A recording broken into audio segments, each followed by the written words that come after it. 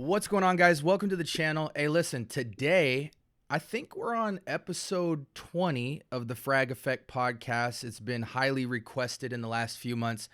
SB, do more podcasts. We like driving and listening to it, then going and catching the VOD on the watch back gang. I have another special guest with me.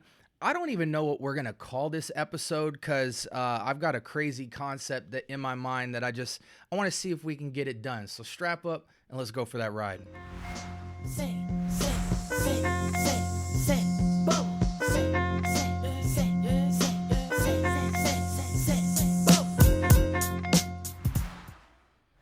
All right.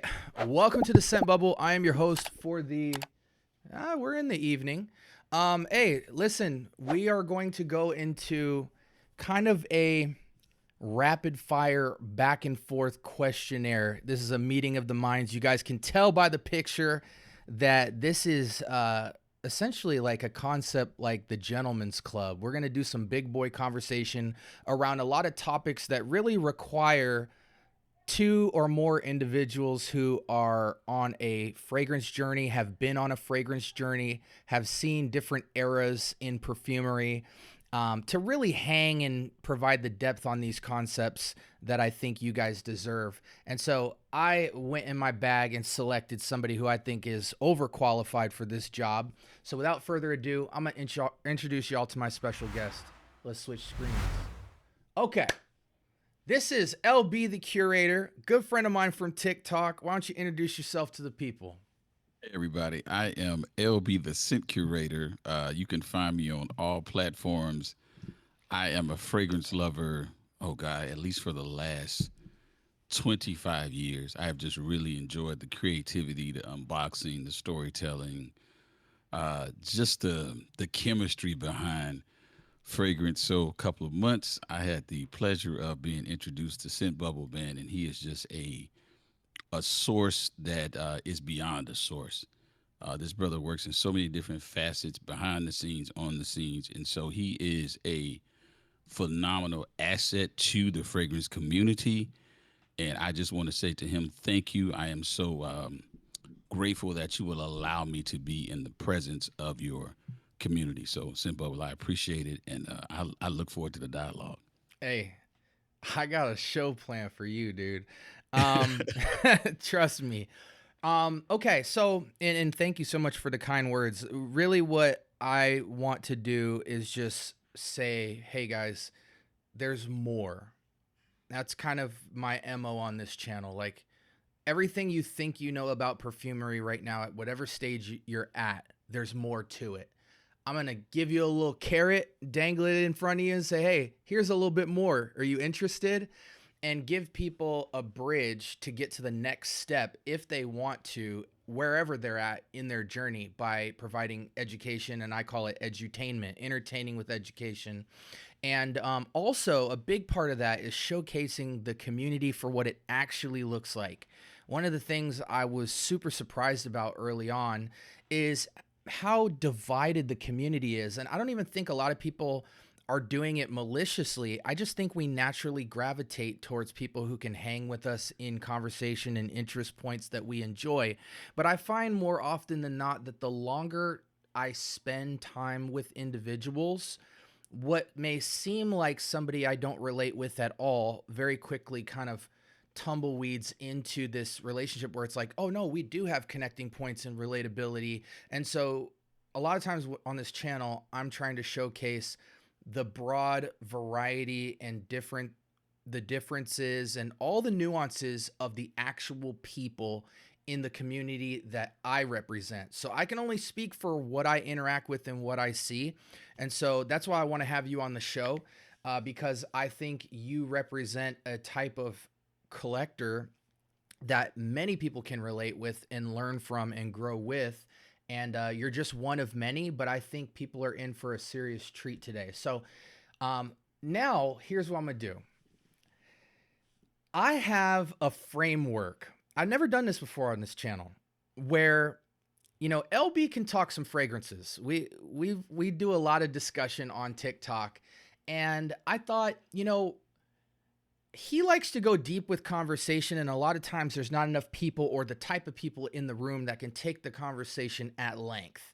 And so what I did is I gathered up some of the most controversial topics in the space, and we're going to see where he stands on them and where I stand on them, and we're just going to have a man-to-man back and forth dialogue and see which topics push us, and reveal that, okay, this is something we want to go deeper into. And if not, we'll just rapid fire it similar to 21 questions where we just move on until we land on some gold. So I try to intentionally not look at most of the topics so that we can both be surprised about it. And we're just going to dive in and see how far it takes us. Sound good? Let's do it, brother. Okay. All right. So the first topic, and there's several subtopics in here we can mess with, is the fragrance hype machine. And this is reacting to certain like fragrances that have become like overnight must-haves, typically new releases, but sometimes there's certain hypes with just particular fragrances from content creators that get paid by brands and then escalate or elevate certain fragrances. So the first question I have is very simple. What do you think has been the impact of hype culture as you've seen it on YouTube and TikTok influence? Think that for new collectors or people that are new to the fragrance space, it has made them very desperate to stay in tune or to stay in touch with a particular crowd that they may gravitate towards. And I'll give you an example. So if I'm new in the fragrance space and the first thing that I hear when I go on social media on any platform is that I have to have Blue Talisman by Ex Nihilo, that really, depending on where that person is financially, it really puts them in a pressure cooker to have this fragrance so that when they have conversations or in their own social media, within their own self, they feel relatable. And I don't think that is a proper way to necessarily bring more people into the community, because I think you make a community stronger by inviting more people in, allowing them to be themselves. So I think that brands understand that if you talk enough about a particular fragrance, regardless of its price point, and really regardless of how it smells, if there's enough hype behind it, because everybody wants to be relatable and they want to feel connected to something, then they almost feel forced to participate in something that may not necessarily be in their price range. Number two, they may not even necessarily like it. They might Like not it, even right? enjoy the fragrance. Yeah. There's so many different things that I think about with this conversation. One of the ones that just stands out to me is what I would call bottle culture. And that's that, when I first got into the game, I could go try everything, at least at the designer level. I could smell every DNA. And then very quickly, I learned that at the niche DNA, as long as you've got some courage and can withstand the barrage of sales reps that you'll get walking in a Saks or a Neiman's or a Bloomingdale's, Hey, man. you can you can try even most of the niche offerings that people talk about. And you can do that for free. The problem, I think, with influence today, one of the many problems, is that there's just something that feels more acceptance based when you have the bottle. And so when you're influenced to a position where you have to be able to hold the fragrance in front of the camera, have an assortment behind you of reputable brands, it puts you in a position to oftentimes have to blind buy, oftentimes have to pull the trigger on stuff that you don't spend enough time with, not getting a full wear test on a fragrance before you buy it.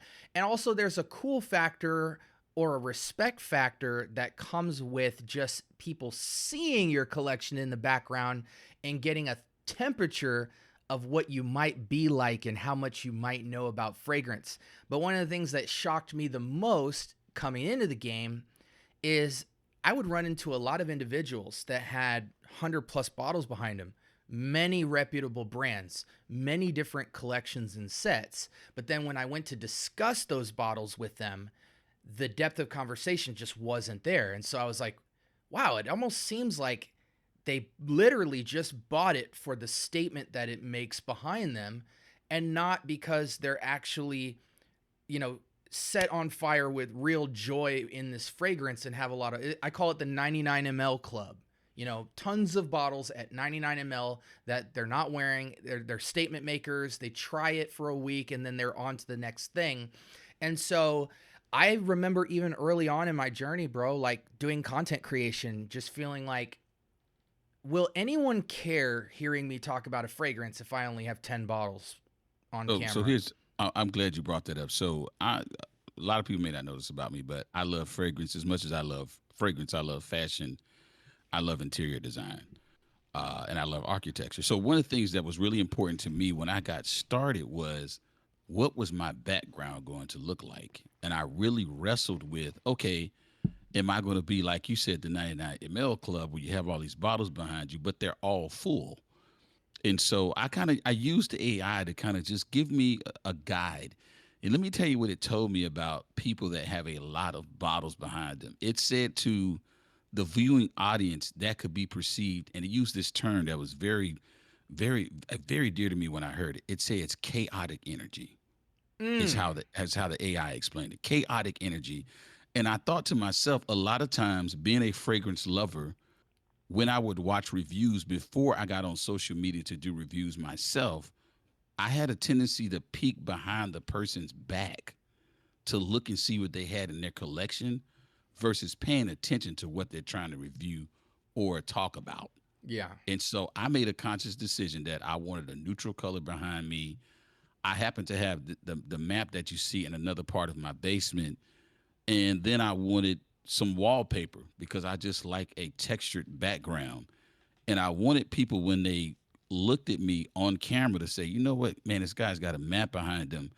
You know, I have a worldview of things. So I'm open to all fragrances. That was kind of the intent with the actual with the calendar. And then I just wanted the blue because I just like the color blue. But I intentionally sent Bubba did not put 100, 150, you know, and I'm gonna tell you what you normally see now, the latest trend I've seen anywhere. You've got LV on one side, usually Mind Games is under LV. You Parfum de have Marley. Parfums de Marley, you got Ex Nihilo on the other side, and there may be, you Some know, Roja. yeah, some Rosia or some fragrance du bois. You know, if you're really trying to be like, hey, I got some coin, you'll put some Kriegler out there. You know, Yeah, it's a couple of glass cases. a couple of glass cases. So I just think that I think it is disingenuous as a fragrance lover or slash reviewer or content creator, whatever you want to classify yourself as, to have all of these bottles and not really be able to explain why you enjoy each of them individually. Because I can tell you out of every bottle that I have, I can tell you what that fragrance smells like, usually when I would wear it, the type of emotion it evoked when I initially smelled it, and even how it makes me feel now. And the feelings that I may have initially may not be the same, you know, because some of the bottles are 3, 4, 5 years old. But But you had them. yeah, but if you can't go through your collection and say to the novice that, hey man, you know what, when I pick up, you know, Egypt from Eight and Bob, man, this makes me want to put on a tuxedo. You know, when I wear Amouage 45, Reflection Man X straight, you know, I feel like a CEO or the chairman of the board. Or if I wear a fragrance, oh my God, it's by Precious Liquid. It's called Mandarin. I think they call it masculine Mandarin now. Yeah. Hmm. When I wear that fragrance, man, it thinks of me of healing. It gives me a sense of solitude, a sense of reflection. I think for the fragrance lover, that's where your conversation should be able to gravitate towards when someone asks you about the fragrances in your collection. And I don't want you to say, "Oh, you know what? I have imagination and I have City of Stars and I have Specific Chill and I have a Trap Res because I saw it in everybody else's collection." Yeah. Or even just say, like, yeah, man, you know, I got imagination. You're like, well, what do you think about it? And they just go, it's fire. It's what the hell does that mean, bro? It means it's hot on your neck. Does it feel like warm tea? Cause to me, Bubble, and it's no disrespect to LV or the perfumer that made it, but imagination ain't fire, bro. Let's just be real. And I'm willing to say that on camera. Is it a pleasant scent? Yes. Do I think that You can wear it in multiple seasons, multiple occasions, and it checks a lot of boxes.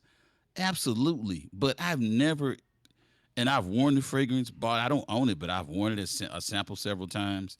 Even when I initially smelled it going to the LV store, I was like, okay, this is nice. But I wouldn't, when you say the word fire, that's something that when you smell it, you like, man, this thing is so unique. I've never put my nose on something like this before. Yeah. That's what when you use that description of fire, in my mind, that's what I interpret you're trying to tell me. Yeah, and unfortunately there's some factors that we forget all too often. Age, where Mm-hmm. you are in your journey.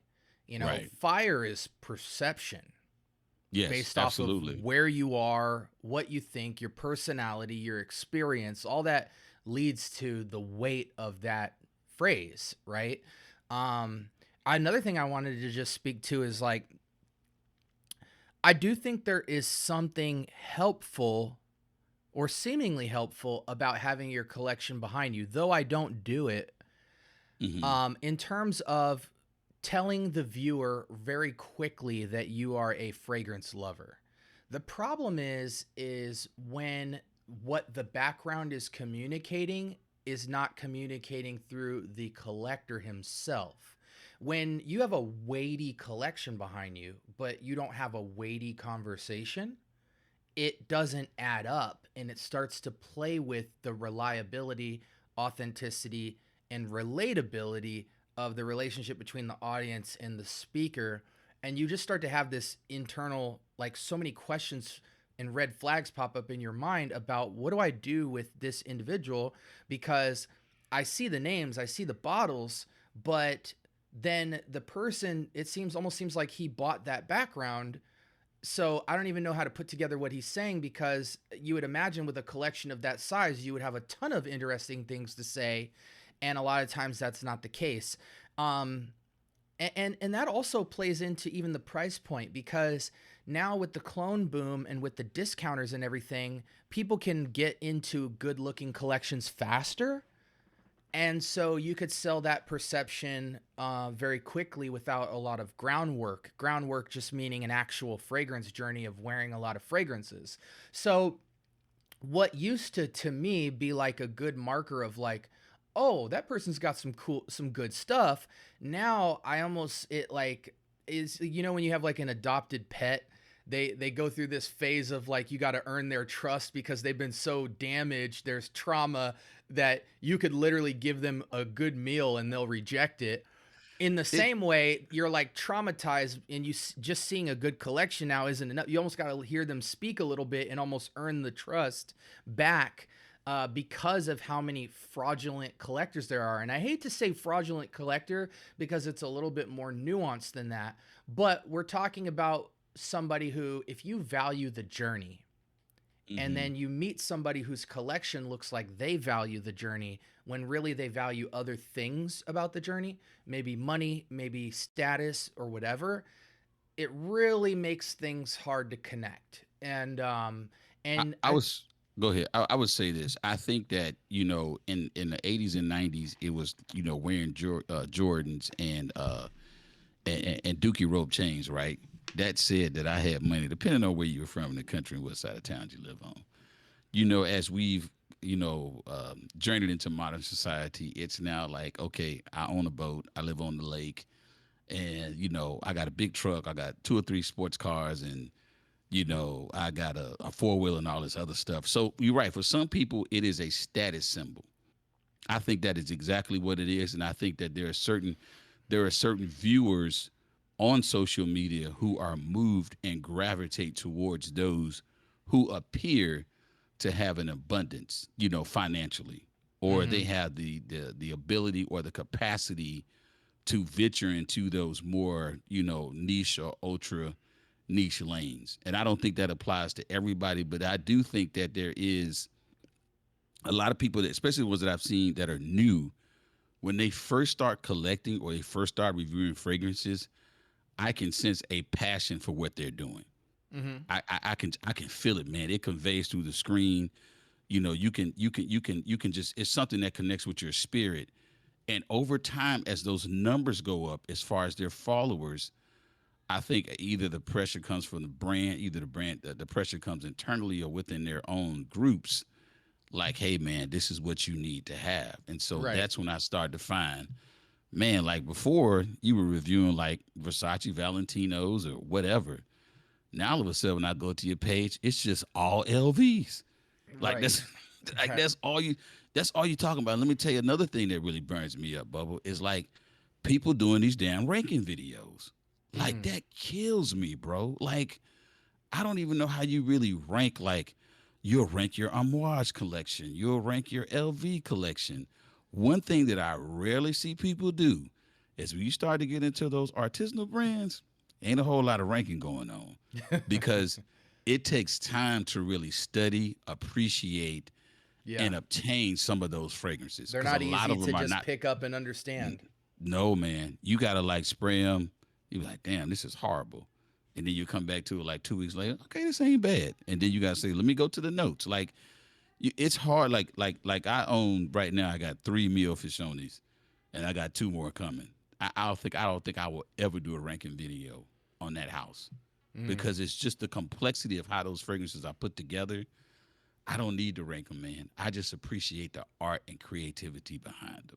Yeah. And what is the rank in such a subjective sport, you know? Right. Does it mean like this one is the first one that you should wear if you have 4 of them? Is this the one that you should never wear because you've ranked it as 4? Because your 4 is going to be somebody else's 1, and their 3 is going to be your 2. Right. I think that's a crazy thing to do, man. It's like, oh, let me just rank, man. Where would you, I think we've because it's almost like a horse race now to either get the latest fragrance that's out, buy the fragrance that somebody has ranked number 1. We've really taken the joy, man, out of just wearing fragrances and enjoying them for what they are, man. Yeah. And I would say this too, dude. Like, my audience asks me a lot to power rank houses. And I really put a lot of thought into it to the point where I've power ranked privately to prepare for an episode. And the reason I never really drop power ranks is because in my own testimony, power rank videos have pissed me off because what I fall in love with from a collection is never in the power rank. Like Exactly. of videos, like I'm the Parfum de Marly's that I enjoy are in not in most people's top 8. You know what I'm saying? Or Initio or Creed. And so if that's the case with me, where like some of my favorite fragrances that would be in my top 5 aren't even making most people's top 10, um, I don't want to lead somebody else down that path too, where my top 10 is making you just trust me so much that you're going to just evaluate those and skip over all the others. So that's why I've hesitated to do it. And I've tried to find what the fine line is between being helpful and hurtful in that space. And so the only resolution that I've had is just evaluate every fragrance from every house and just Yeah, and speak. And it's about the information, not the selection. exactly. The thing about it is, I can't remember right offhand which is it's like a pineapple leading fragrance from PDM. It's either, I think it might be Pegasus. Is it Pegasus? It's like in a bright orange bottle. I don't think it's Perseus. I think it's Pegasus. So if you watch a PDM rank video, most people are not going to pick Pegasus as number 1. It'll probably be like maybe if they got 10 of them, it's maybe somewhere between 7 and 8, and if they got 1 through 5, it's going to be 5. But if I'm going on a vacation to the Caribbean, that is definitely a fragrance I'm reaching for. Mm. Just because to me, it reminds me of being in a very relaxed, tropical, laid back type of environment. So I think it really goes to like, for me as a fragrance lover, when it comes to putting on a fragrance, I'm situational, I'm seasonal, and it's about my mood. And I think that when you put up those ranking videos, you take away somebody's ability to choose when and how they want to wear a fragrance because they always feel this pressure like, oh, if I'm going somewhere, let me reach for my top 5. You may go out one night and you might pick up a fragrance that you haven't worn in 8 months. It might be sitting way in the back, but there's something about that fragrance that speaks to you that's going to match that occasion that you're about to attend. And I think that people are losing the freedom, especially with our new community members, because they're always being steered in a certain direction to wear certain fragrances. And if you don't have those fragrances, like, man, you're not even part of the in Yeah, you're crowd. not a real collector. You ain't Yeah, a real collector. Yes. yeah. Now I want to. This is what we're gonna do. I can already tell how weighty we're getting into this, that it would be fruitful to just touch on one question in each of these topics. So before we Absolutely. transition, and this is great, this is what I wanted. This won't be your last time here. Real quick, let's put some accountability to the conversation because we talked a little bit about blind buying. Mm-hmm. Give me a blind buy purchase that you had that you regret based off of hype.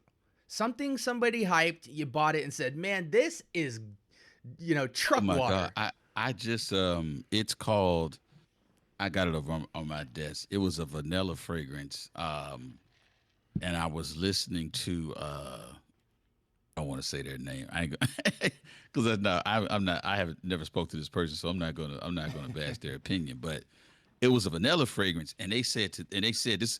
These are the words that I heard. But and I made this purchase about a month ago. They said, "Man, this is the best vanilla fragrance that I have ever smelled." They was like, "It's got tobacco, it's got rum." They was like, "This is good." And I said, well, "Man, I looked it up. I saw it on Jones Shop. I was like, oh man, this is pretty good. It was under $100. So I was like, let me just go ahead and pull the trigger on it. Man, I got that thing home and opened it up. I was like, this smells like a church, inside of an old lady's church pocketbook. I was like, man, I played myself, man. It was so funky, and I have like 5 other vanilla fragrances, so it's not like I don't have anything to compare it to, right? Right. I have what is it? Ani Vanilla Mudslide. I got Selvani by Maison Tahit.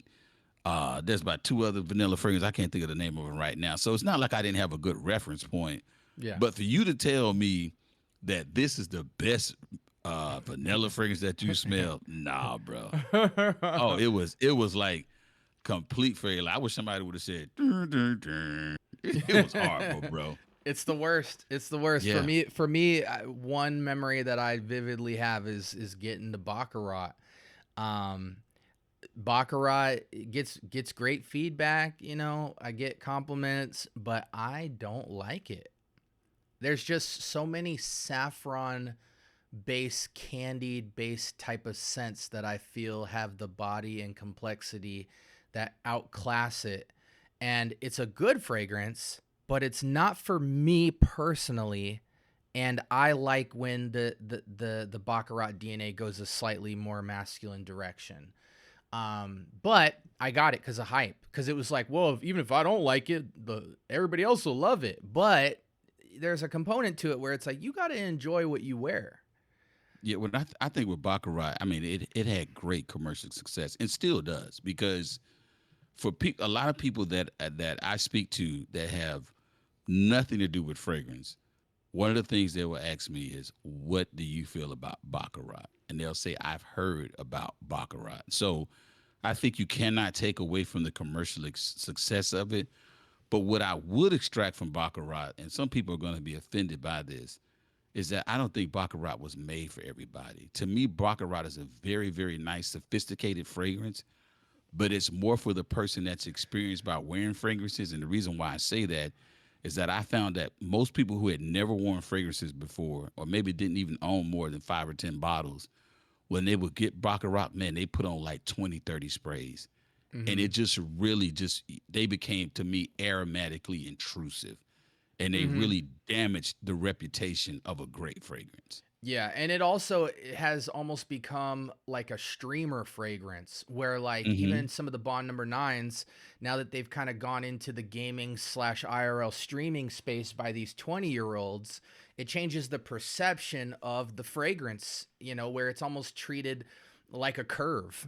You know what I'm saying? Where it's like, Oh, buy absolutely. this There was a fragrance, it's gonna get you all the chicks, nuke yourself out, the ladies will fall for you. Whereas there was a time where I felt Baccarat had this elegant, womanly woman you want to be, man you want to be type of bravado with it, that the luxury sparkle to it has seemed to go away, at least in terms of my perception. When I smell that scent, my perception of it has gone down because of who I see wearing it and how, and just me even attempting to wear it, I'm like, oh no, no, no, this is a scent that that the person makes the fragrance. Absolutely. You know, it's like the certain people who wear it will just seem fraudulent and out of place, whereas somebody else could take that fragrance and illuminate it with such a beauty and elegance. And that's a part of the conversation and finesse and nuance that I don't think we really even pay attention to. Um, I want to pivot to where do we want to go with this? Let's go to the collection. Do you I want the people to learn a little bit about you personally just as much as your philosophy. Um roughly how many fragrances do you have, and what do you do in terms of, are you the type of guy that tries to wear everything that you have at some sort of balance, or do you just wear what you feel and whatever ML is gone at the end of the year, where's your intention in that process? So I think right now I'm between maybe like 130, 140, because I have some down here and then I have some in another part of my house. I am really, Bubble, trying to get by the end of the year down to about 85 fragrances. So I want to, because what I'm finding is that I am falling in love a little bit too much with the unboxing experience Mhm. than actually wearing the fragrances. And like you said, when I looked around, even before we recorded now, I was like, man, am I becoming part of the 99 ml? Because seriously, because there's like some fragrance. I'm like, man, have I ever even worn this before? Or like, when did I buy it? Or like, you'll pick up something that still got cellophane on it. So it's like, man, I think I'm buying a little bit too much. And part of it is because when you get into this creator space, you're trying to keep up with all the things that are coming out. And for me, I don't really like, it's hard for me to review a fragrance and somebody sends me a sample because I like to have the bottle because I like that physical connection, Mhm. Mhm. and I think it gives the viewing audience, a better interpretation of what you're trying to talk about if they can see it because we are visual creatures, right? Right. So I do think I need to go through a declutter. And there's some fragrances that I've had for a couple of years that I really don't like. Just from a scent profile perspective, I don't really care for them because you're right. I am really gravitating towards the saffron, the spicy stuff, the leather. I'll still keep some citruses and some florals, but I am really starting to enjoy the density of artisanal fragrances. That's Mhm. just Mhm. that's where I am in my journey right now. Yeah. So you give me some man with some Earl Grey tea, some leather, some cardamom, some frankincense. Send it to me. I don't even know. You say cardamom, I want it. Blind buy. Blind by frankincense, send it to me. I want it. Tonka bean, I'll take it. But that's just where I am right now. And you know what? In 5 years from now, that could potentially change. But I do want to be able to, have my fragrances to where like, okay, you know what? I like this from this house and kind of this is where I like to wear it. So with me, no, I won't just go to the bottom or bottom out a bottle and then say, oh, let me move on. I try to make my selections very intentional. Now, when because of what I do for a living, I do have to be mindful. I can't go in there and be like, oh, you know what, man, let me go buy Ooh for Greatness and just spray it up. No, that's not working. Right, right, right. And even though that's a very a deep fragrance, as I would describe it, that's not one that I like, right? Right. So I don't like everything that's just like dark and resinous. I'm just getting really selective, man, about Yeah. about the things that I buy. Like one fragrance that I want to get that probably most people have never heard of. It's called Genesis by Pigmentarian. I think it's a brand out of the Czech Republic. Uh, but I love that fragrance. So I'm looking for that are new, but not necessarily just readily available to everyone. Mhm. Mhm. And that I have a great pivot to this conversation because I'm really fascinated by this and where you're going to go with it. So, you come from an era where there was a point in time where we only knew designer. Hmm. And so one of the things I'm really fascinated by is now niche is very much in our face. We're aware of it. There's all these brands popping up. There's artisanal, um, and tons of independent houses coming up overnight in this space. Let's talk some fragrances real quick. Okay. What designer fragrances, if any, in your mind growing up, surpassed a class? Meaning, they're designer fragrances that you grew up with that you think should that categorically in your mind can compete with your niche fragrances in terms of what you enjoy. Are there Oh God. what are the high respect designer fragrances that you remember?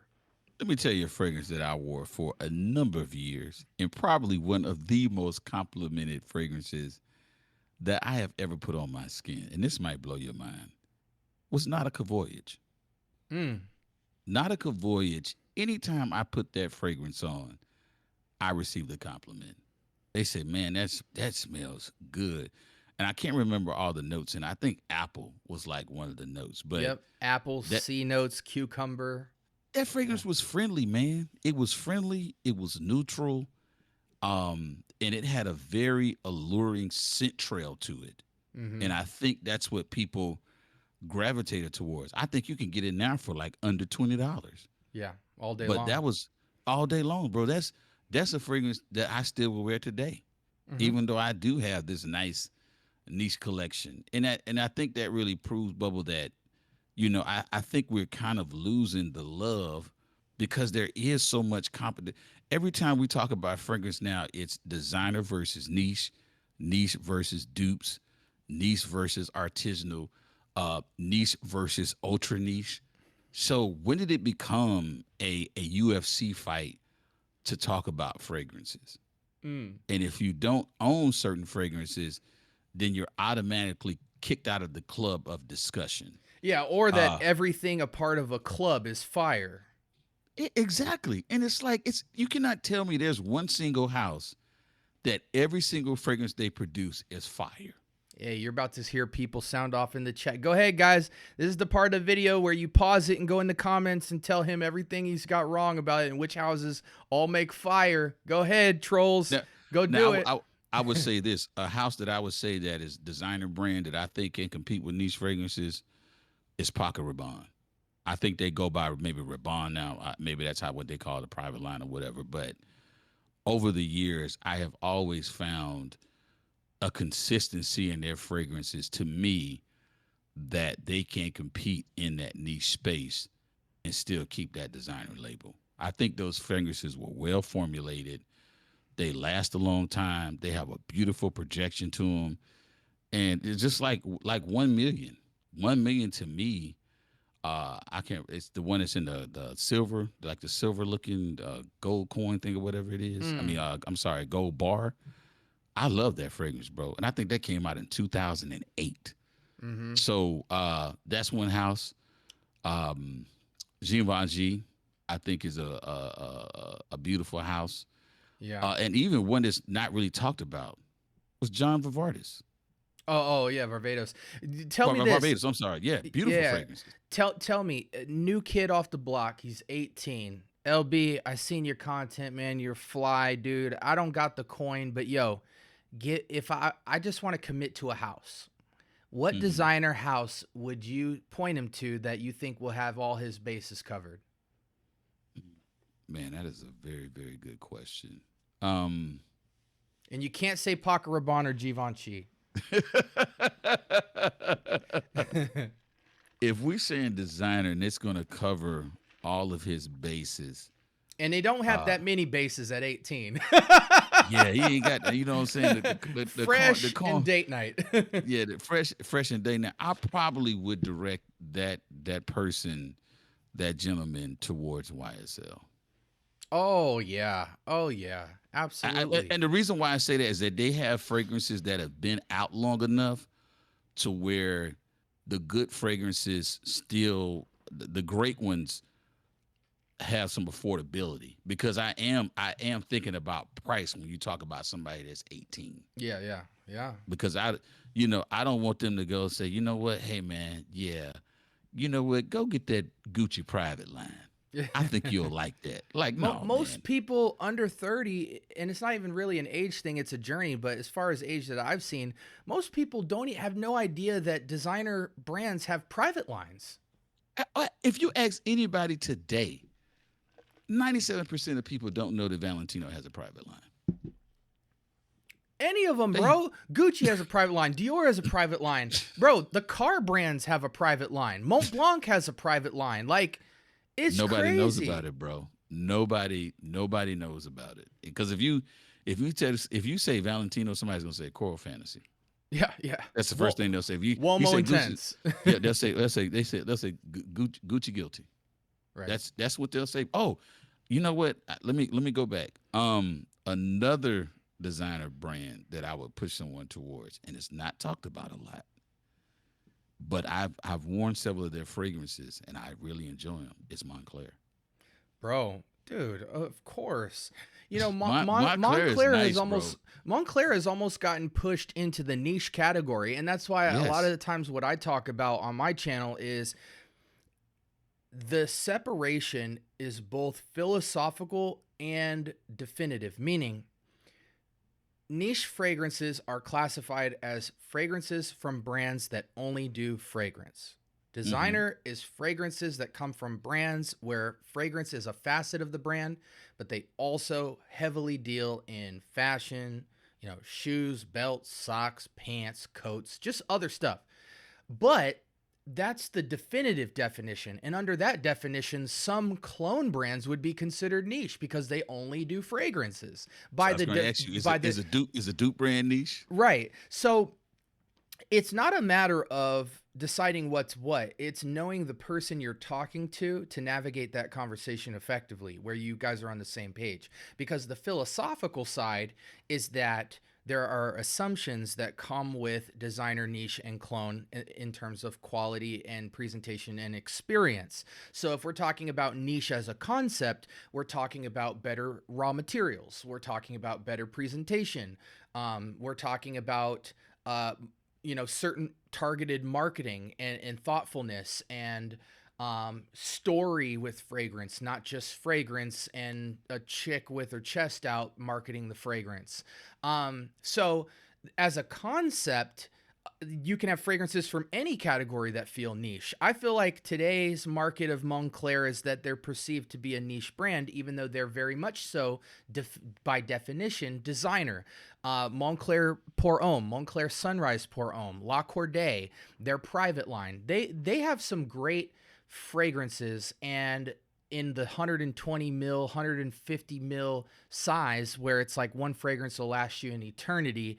One of my favorite fragrances, La Corday, it's like a honey lemon tea, Oh, I know is, exactly what it is. Oh yeah. absolutely phenomenal. But yeah, I mean, dude, I think when we go into Sephora and we go into Neiman's, we're like, at first we're like, oh, there's a lot of fragrances. But when you really look at like the private lines, the inspos, the indies, there are thousands and thousands and thousands and thousands and thousands of fragrances that everybody at home right now is completely unaware of that have existed for 20 plus years.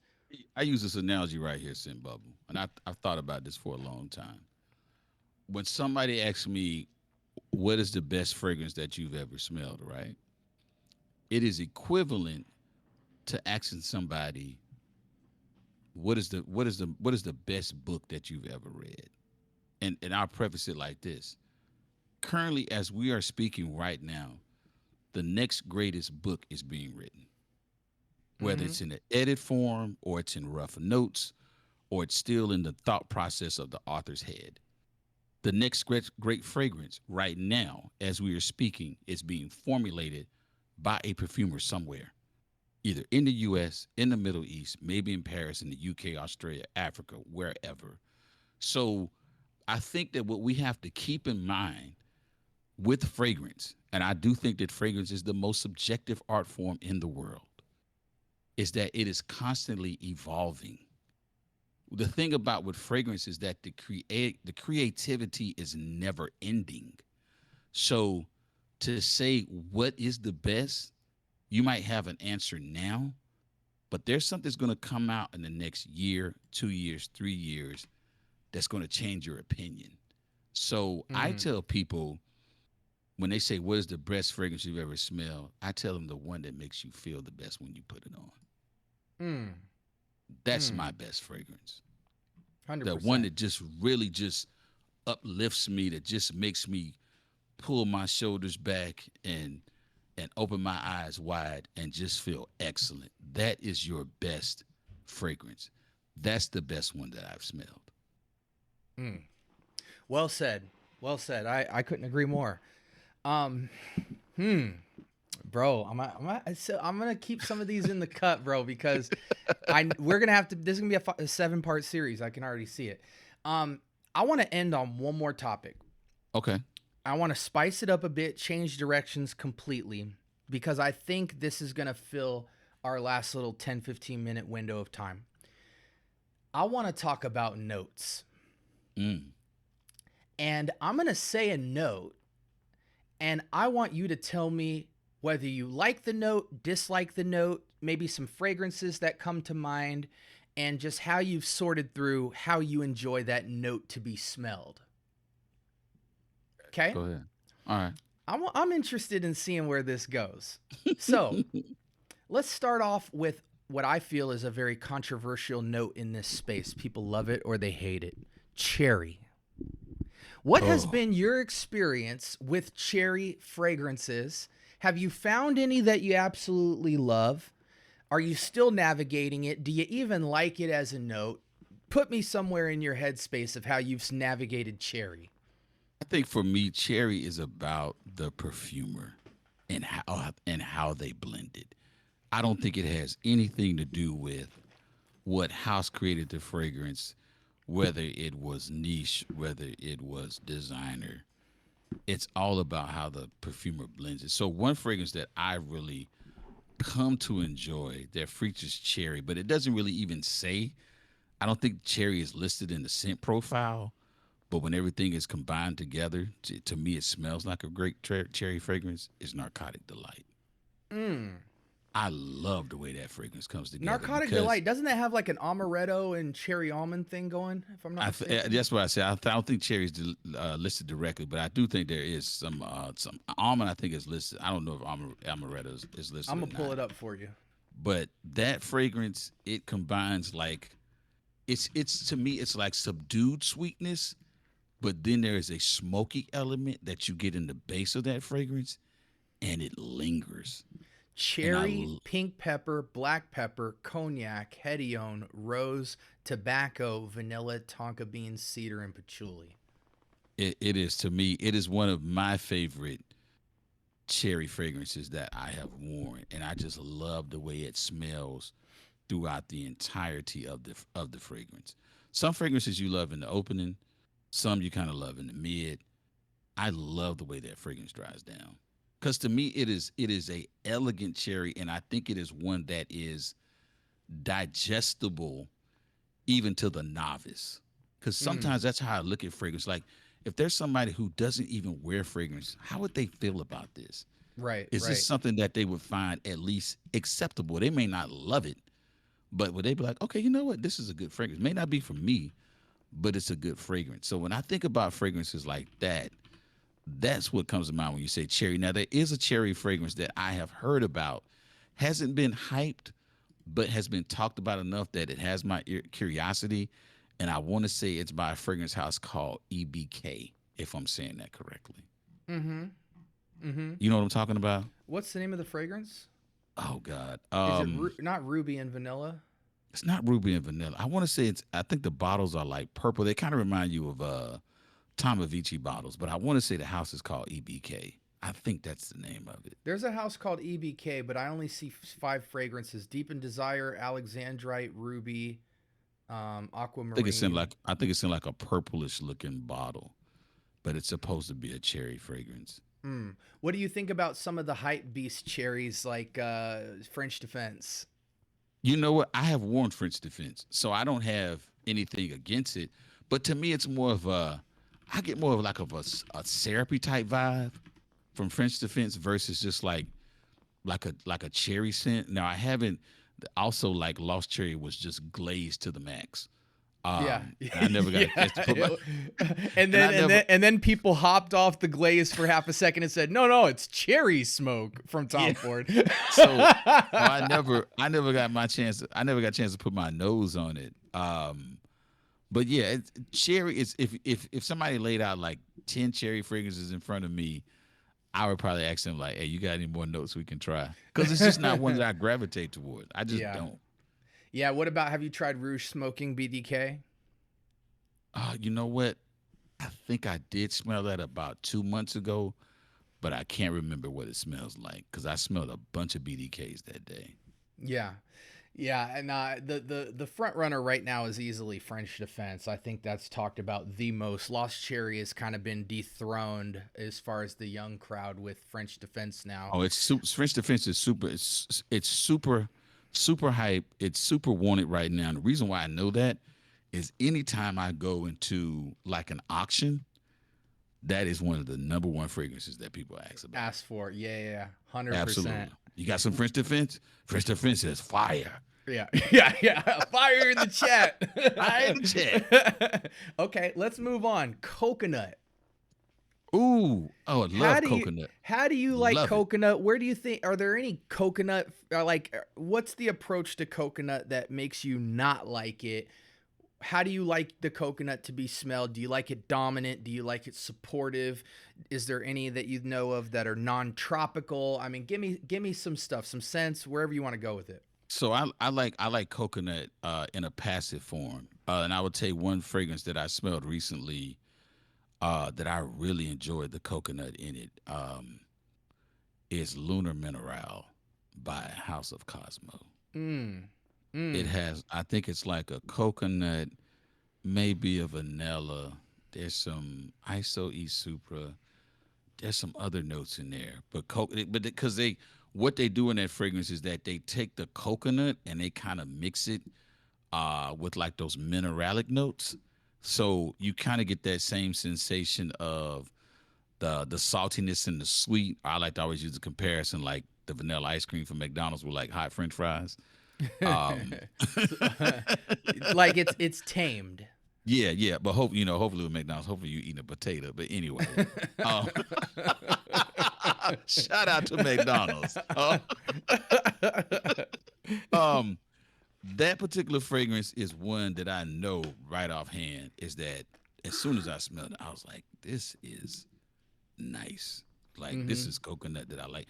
I like it more subdued and passive. Um, So, I do you probably rock any tropical scents? tropical. Let me tell you something. The only thing that I think that I wear. Let me uh, let me say that probably be tropical. It's probably woody floral from Clive Christian. Okay, okay. That's probably the most tropical thing I got. And what else do I have?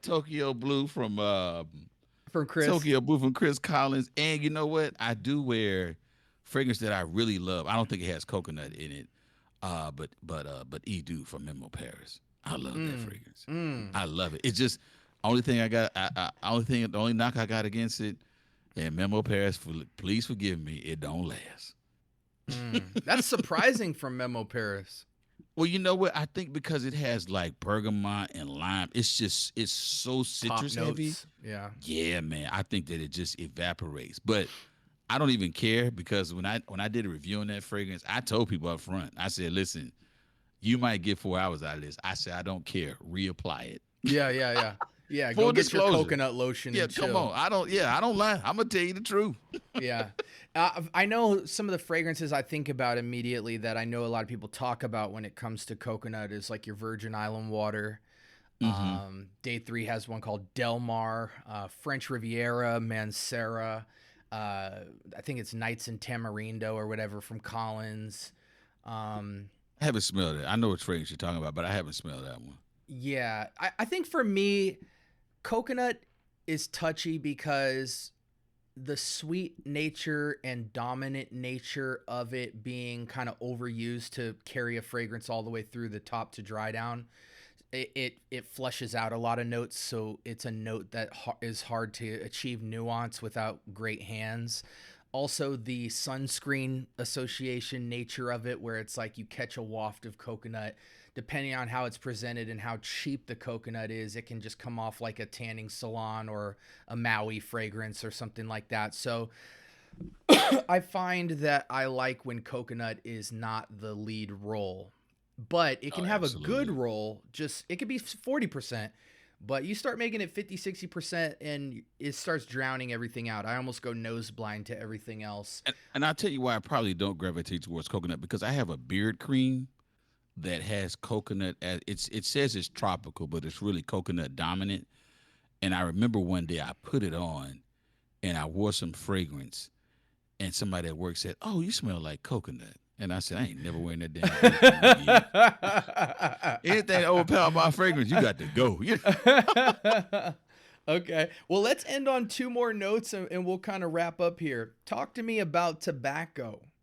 Mm. Oh my Tell God. me what you love about some tobacco. Oh God. When you say tobacco, man, first thing I probably think about, and I don't even know if it's in the fragrance, is probably angel share. Mm. Um, angel share. You're gonna make me look that up because I actually don't think it's in there, but it definitely May I imitates most fragrances that have it. Also, look up. God, probably my favorite gourmand of all times is Black Phantom. Black Phantom. Yeah, there's no Um, tobacco, cognac, cinnamon, tonka bean, oak, praline, sandalwood, and vanilla. and is there any tobacco in Armoire's Reflection Man 45X straight? That might Reflection. have some. It might have some tobacco in it.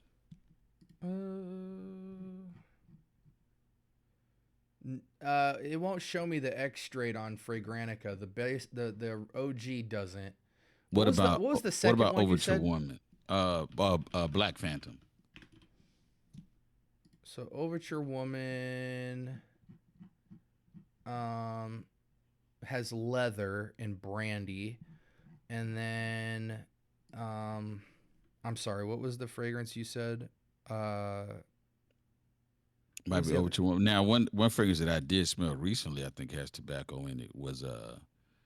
It was a whiskey fragrance by Denom. What is that fragrance called? Comes in like 150, 160 ml bottle. It's huge. How do you like your tobacco? Smooth, ashy, dominant? Walk me through that. Sweet, sweet. Sweet. Okay. I like sweet tobacco because I think over time as it dries down, it doesn't become bitter. Mm. I think when tobacco is kind of like smoky, there's a tendency like when you wear it, it becomes a little the note to me becomes a little bitter. And my preference is to wear tobacco when it's really cold. Mm-hmm. Mm-hmm. I just think I think that's what the note is made for. Yeah. Like it just feels better. Like you go outside and it's like 52 degrees or maybe like 43 degrees and you have on something that has any kind of tobacco in it, man. Yeah. It's gonna It hum feels like an different. organ, bro. It feels Yeah. different. You put on tobacco now, man, you're gonna smell like a burnt cigarette, man. Yeah, no, you will. And there's only really one tobacco fragrance that I wear light, and that's Zaharoff's signature tobacco. It's a nice, Hmm. airy, ashy tobacco that's really natural, and you just smell real kind of cigar leaf type of smell, and it's nice. But outside of that, you're just wearing seductive fragrances, Naxos and And then stuff like I that. do also like but I haven't had a full wearing of it, so I don't like talk about fragrance that I haven't had an extensive experience with. Is Sweet Tobacco from Chris Collins. I've smelled that. That is a beautiful fragrance in the opening, but you know how we've Yeah, talked yeah, about that. yeah. My audience knows how I feel about Chris at this point, and I'm But sorry, Chris.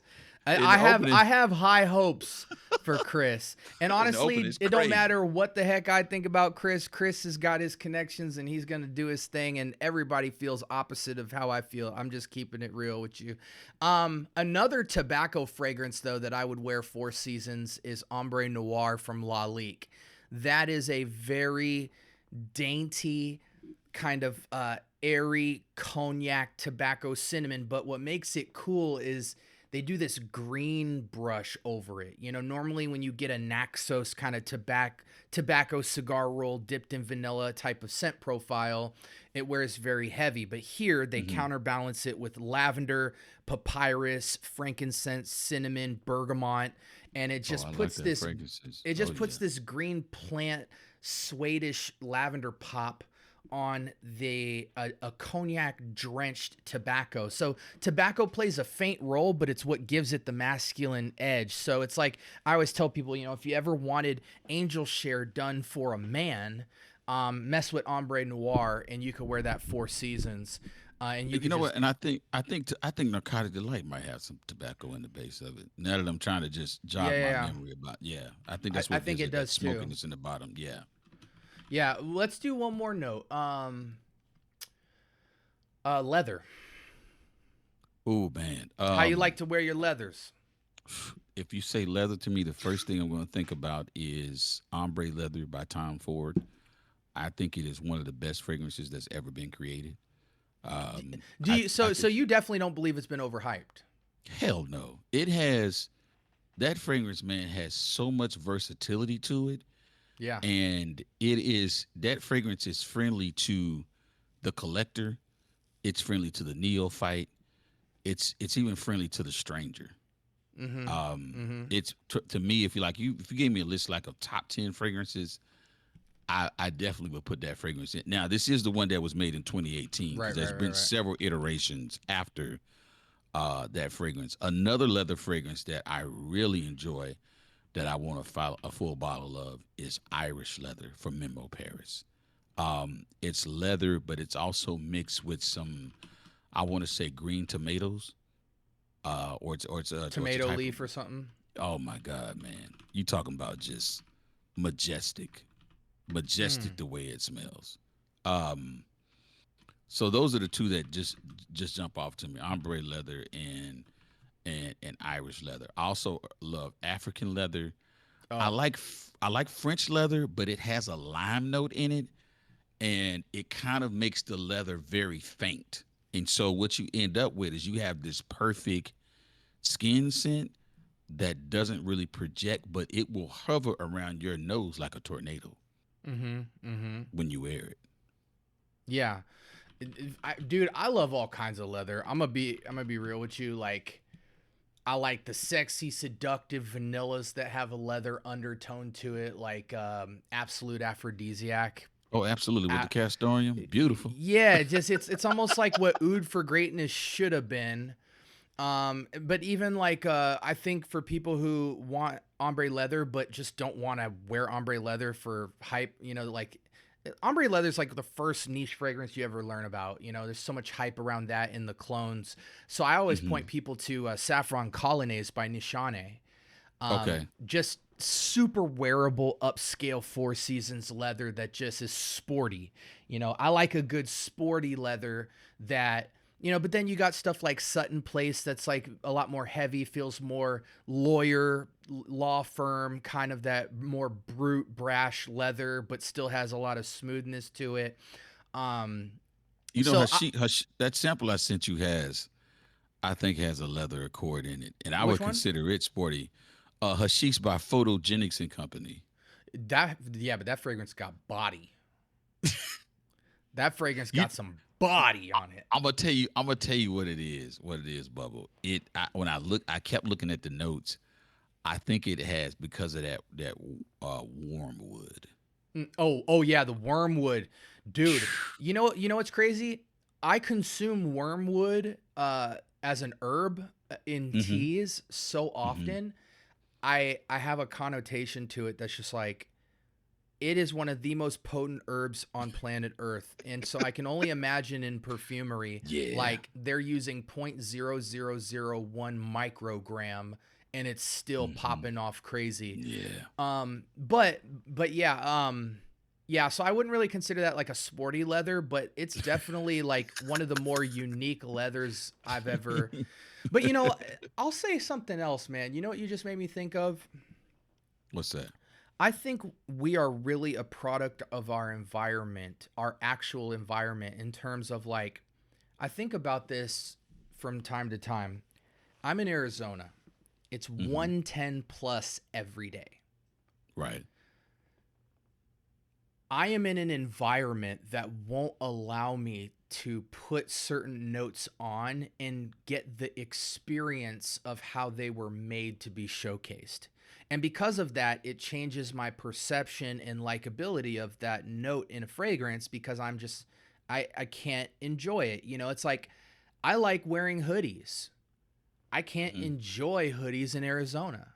Bro, you'll be like Beetlejuice when you pull that Doesn't hood doesn't down. matter how fly the sweater is, I can't wear Yeah. it. So, Nah. um, it sucks because one of the biggest declutters of all time that I had to do in my collection was getting rid of so many heavy fragrances. That's like I love this smell. I loved it in the cold AC of the boutique, but as soon as I went outside, it's like, oh, I can only when I get in my office, I smell great, but then as soon as I go to the bathroom and walk outside down the hall, the heat starts ramping it up on my skin, and then I get into my hot car and it radiates it again.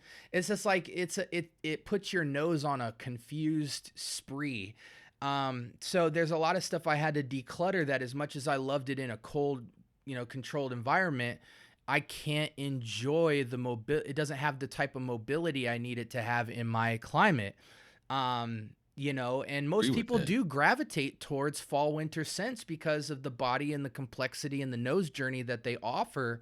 But I've almost had to go a opposite direction a lot with my collection and move towards eau de toilettes from every category because eau de toilettes fight the sun very well, and you actually get more detail of scent profile in an eau de toilette in high heat for the most case. So there's fragrances I have that can cut through the heat that are eau de parfums, parfums, and extraits. But when the sun heats it up, it kind of bleeds it all together. So the profile, though it's there and robust, is less detailed because there's not a lot of diffusing going on. So I've had to really change my collecting style in terms of what I can wear a lot in my collection just based off climate. But does that And but do you think in a way that is putting a limit or a cap totally. on not necessarily what you're willing to smell, but what you're willing to purchase? Yeah. Yeah, man. I mean, it affects how much juice I can purchase of a certain DNA that I know is going outside of it. Now, granted, if you live in California, there's going to be a certain lean you have, but you can still have a very colorful collection because you experience the seasons and you're not in extreme weather. No, and it gets cool in California. Like Right. even in LA, like in the summer, it gets cool. Yeah, like in Arizona, I don't experience times very much where it's 80 degrees, 90 degrees, stuff that's tolerable to Mm. I am in extreme heat. Like dangerous heat wave heat, the amber alert heat. So like because it's so extreme, you can't even really push the boundaries in certain aspects of your collecting because you just will never be in a position to touch that fragrance, and the heat out here literally destroys a fragrance if the composition is in a certain concentration trying to go up against high heat. It's crazy how extreme heat can destroy a fragrance. Um, th- That's why I love living in Georgia because you do get all four seasons. And so as much as I complain about the cold, I do find that there is a certain necessity to it because it does allow me to pull out I mean you can wear Ani in the summer, but I just think like in December, that fragrance performs, bro. yeah, and you It it and you smell more in it. Yeah, absolutely. Like that, Like it's a gin note in the top of that fragrance. You'd be like, man, the cold. You'd be like, oh, this thing is humming, baby. I tell people this, but I should follow it up. I always tell people there's certain fragrances that require at least a breeze. But the follow up to Hmm. that is that some fragrances were made for a particular climate to smell the spectrum of its transition. And until you feel what that feels like, certain fragrances might feel weak to you that to somebody on the East Coast, their experience of it is like 4D compared to your 2D because they have the climate that ignites the magic of its scent profile.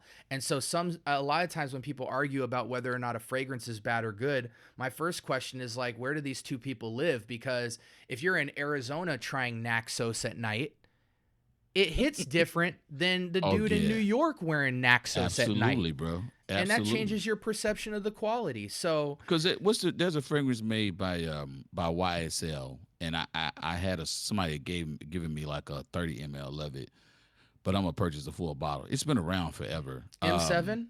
Not M7. It's the bottle that's kind of like shadowed. It's black towards the bottom, and then it's kind of like I guess a beige color up top. Is it do I can't say the name. I'm gonna butcher that La name. Nuit? La Yeah, Nuit de l'Homme? man, Yeah. that fragrance in the fall, Yeah. bro, Yeah. Yeah. classic. But I Any of would, them. but I, L'Homme, La Nuit de l'Homme, Blue Electrique, La Nuit de l'Homme, the Eau de Parfum, the yeah, Absolute, they're all good. but I wouldn't want to wear that shit in Arizona. Yeah, yeah. I have 3 bottles and I make excuses to wear it, and the only time I can wear it is if I put the AC on 60 degrees at the crib and and wait till it's in the dead of night. Cause to me, that's Yeah, the ultimate when the Netflix and scorpion's chill waiting for you. fragrance. Yeah, when the scorpions have chilled out. I'm dead serious, bro. Why La Nuit de l'Homme is one of the greatest designer fragrances ever made. It is the king of couch side romance, and I will make Absolutely, any I agree with you excuse. 100%. And it's that fragrance where she wants to sleep in your jacket. The Hmm. projection is dialed in to utter perfection, and it's the scent you want to be smeared all over you from the woman's perspective. Like, women are fine bathing in your chest when you got on loam, and it's because it's just dialed in to absolute perfection. And I have 3 Let me bottles say of it. this. Let me say this real quick before we close, Bubba, because I just thought about something came to mind. Is that I hope that your viewing audience is, especially of those who create content, do not exclude the fragrances that we consider OGs to your audience, because what I have found, what we consider an OG, the novice has never heard of. Yeah, So just like that YSL we talked about, man, that fragrance has been around forever. Everybody knows about it. No, they don't. right. And you're really robbing people of the opportunity to experience a fragrance that they've never smelled before, and they may totally fall in love with Yeah. because it's not the newest thing that's out. Yep. Now, I understand that we have to review the new stuff that's coming out because you do want to maintain some type of relevance. But what I have found over creating content over the last 7 months is that some fragrances I have that may have been produced like in 2011 or 2015, and I kind of look at the bottle and I shy away from reviewing it because I'm like, man, this is old. It may be old to me, to somebody else is brand new. 100%. Dude, there's millions and millions of people who have never even heard the name Nautica Voyage At all. Have at no all. clue what it is, bro. Yeah, and that's why one thing I've learned in Fragcom is I don't piss on anyone's tree anymore. Mm-hmm. When you see somebody with a little collection of YSL Myself and Versace Pour Homme and Dylan Blue and Mont Blanc Legend Spirit, the first thing you're gonna do is go, "Oh, I can't wait till I put them on to the Ani and the Naxos and the, you know what I'm saying, and the Isola Blue." But let them cook. Like, there's a such thing as like shocking someone. Like, number one, like, you take the fun out of it when you immediately make somebody feel like they haven't arrived at the real experience. And in this art form, somebody can have a magical experience with a fragrance in your mind that's lesser tier. So I don't piss on trees anymore. Even in the name of something positive and good, you would want to elevate somebody's palate, but you got to stop looking at it as elevation and just start seeing it as everybody's on a journey going different directions, and wherever we can line up, cool, but let people walk, let people not have to skip steps that you didn't skip either. And If they because want, for if they, yeah, go ahead. I'm sorry. Go ahead, Oh, I brother. was just going to say, because for them, I remember what it felt like to smell um Marc Jacobs Eau de Toilette or Aqua di Gio eau de toilette for the first time, and it blew me away. Hmm. I'm going to rob somebody of interacting with that fragrance because now they got Profondo and Profumo and Parfum and Absolute and EDP. That's absolutely ridiculous. So I like to celebrate where people are and get them excited about the next step in their journey, not the journey I'm trying to infuse into their situation. I'm sorry, go ahead, finish up. No, listen, if they want to enjoy their Armani Code and their Izzy Miyake, let them enjoy it. And at some point, I find that um, when a person wants to graduate, I don't want to use graduate, but they want to maybe elevate or they want to go into a different room as far as fragrances related. I think that's when you're able to offer a soft introduction versus like browbeating because they don't have, because they don't have Elysium, The because they don't have a flagship, the they don't have a status, the they don't have a clout. midday summer dream, you know. They don't have Angel Share on the Rocks. They don't have a Byredo. Right. Uh, they don't have imaginary authors. Like, just let people breathe, man, and live in the space to which they dwell because they have found peace and solace in that space. And I think that we have a tendency as fragrance lovers and content creators, we want to come in with a ramrod and tell you what you should be wearing. Yeah, And I think that is the main reason why God gave us one mouth and two ears, because we facts. need to listen first. I'm gonna end it like this, LB.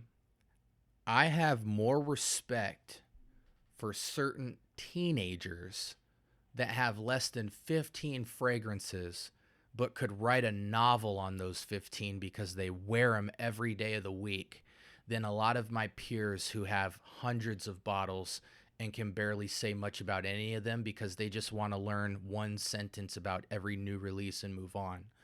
Hmm. It's not about the quantity, it's not about the brands, it's about how intentional you are. And I hate the notion that me with my thousands of bottles am getting an elevated joy than the guy wearing YSL myself every day. The the the joy in this art form is perception based. So, and it hits at different potencies in different seasons for different reasons. And because of that, we should never assume that me sitting here with my collection of Roja, I'm on a different cloud nine high than the kid that's at Sephora right now that just bought Gucci Guilty Elixir. You don't So know that's a what their great fragrance, joy by is the way. like. It's a phenomenal fragrance. That's why I said it. But yeah, like I just hate, like, just guys, put yourself in check for half a second at the audacity of even thinking something like that and how pointless it is to your own journey and how destructive it is to your moving forward in your own journey, because now you're perceiving brands and titles and collections as the real joy and not the experience of wearing a perfume out in the real world and battle testing it and having highs and lows and going through all that. You're just shooting for highs, and the high ain't even a real high because you're not living with intent. I'm gonna No, end it. yeah, I think we need to end, that the VIP room of exclusivity in the fragrance community, where if you don't own something, you're not even allowed in the room. And I'll end it with that. Absolutely. Well, hey, listen, guys, I just want to say this for the community. My audience is made up of teenagers, moms, dads, boyfriends, girlfriends, married couples, old folk, mature OG heads, newcomers, and everything in between. People from different walks of life, even shout outs to my people in different countries around the world that somehow hit me up in English to show support. This is one of those episodes where it's like, guys, there's more to this.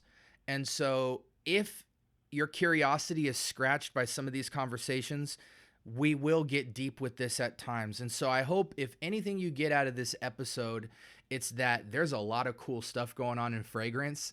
And I hope you found something from this episode that might piqued your curiosity to move you to the next step in your journey, or even something that just kind of puts you through a detox mentally to recalibrate and enjoy your journey. I'll never forget, I was with Jess over on the Can We Be Fragrant podcast, and I really appreciated that she said, you know, SB, I thought I was being intentional about my journey, but after hearing you say some of the things that you said today on this episode, I think there's some more joy I can have out of my journey.